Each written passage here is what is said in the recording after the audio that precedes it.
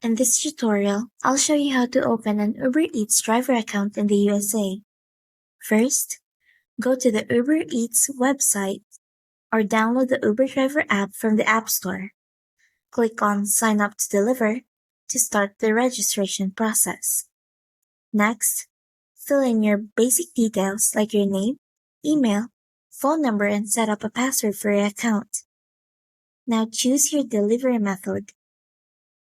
You can deliver by car, scooter, or even bicycle depending on your location. If you're using a car, you'll need to provide your driver's license, vehicle registration, and insurance details. After that, Uber Eats will ask you to complete a background check.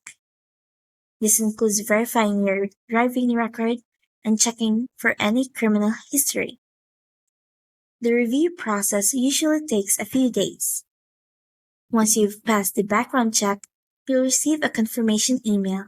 Then you can download the Uber Driver app, log in, and start accepting delivery requests. And that's it. You're all set to start delivering with Uber Eats in the USA.